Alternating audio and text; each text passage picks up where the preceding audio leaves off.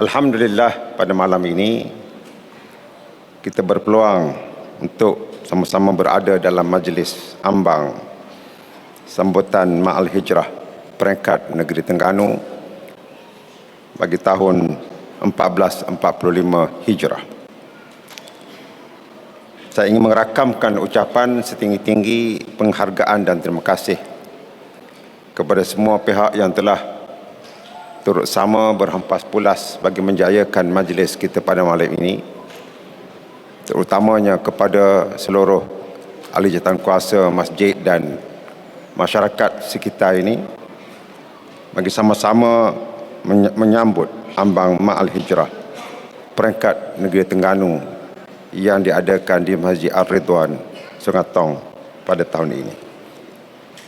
Peristiwa hijrah Nabi SAW ke Madinah berlaku dengan penuh strategi dan perancangan yang tersusun rapi bagi mencapai tujuan dan objektif kejayaan dakwah Islam.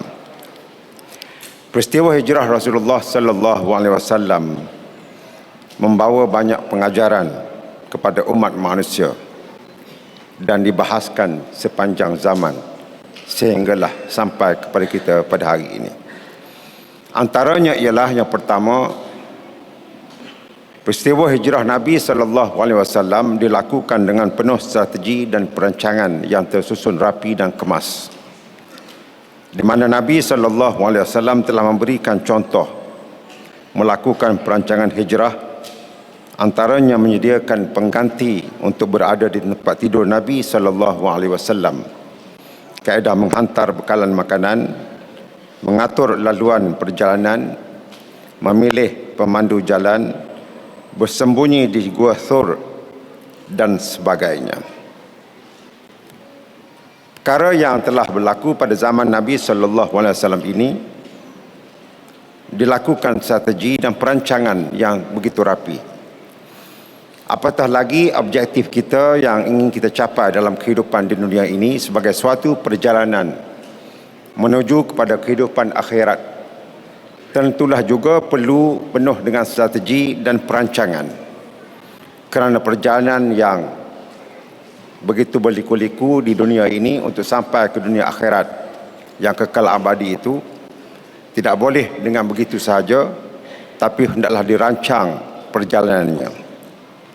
Yang kedua, ibrah daripada hijrah Rasulullah SAW ialah pengorbanan yang perlu dilakukan untuk mencapai matlamat dalam kehidupan.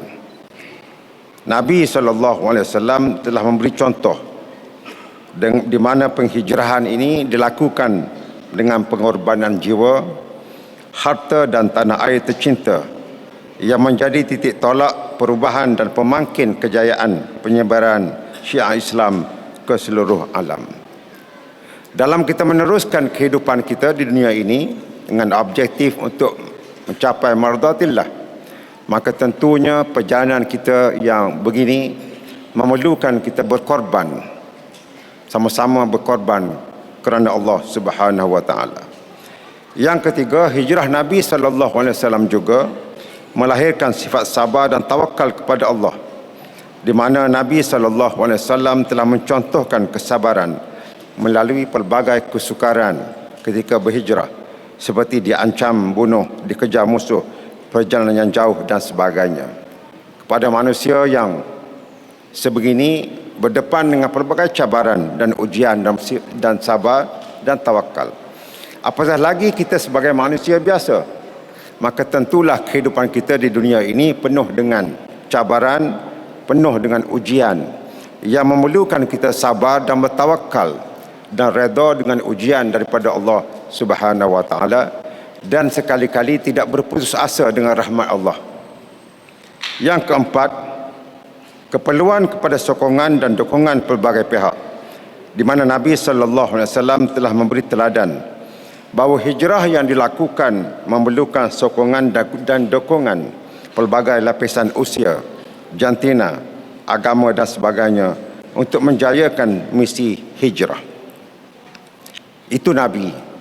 Kita manusia ni lebihlah lagi memerlukan sokongan kita hendak hidup bermasyarakat.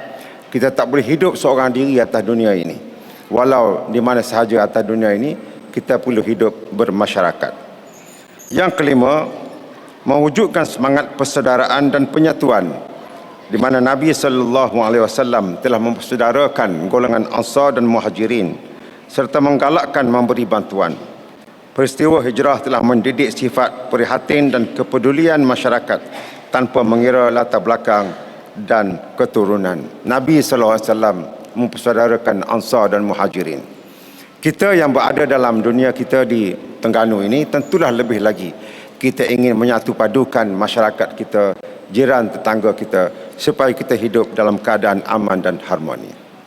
Muslimin muslimat sekalian, demikianlah peristiwa hijrah Nabi SAW yang disambut dan diingati setiap tahun.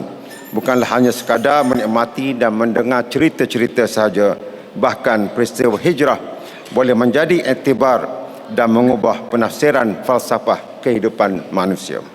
Sebagai mengakhiri ucapan saya, marilah sama-sama kita menghayati peristiwa hijrah Rasulullah SAW untuk dijadikan tauladan dan ikutan kita dalam menghadapi ujian dan cabaran hidup di zaman yang cukup mencabar ini. Selamat menyambut Ma'al Hijrah 1445. Moga-moga tahun yang mendatang ini kita mendapat keberkatan dan keredaan Allah Subhanahu wa taala. Sekian, wabillahi taufiq wal hidayah. Wassalamualaikum warahmatullahi wabarakatuh.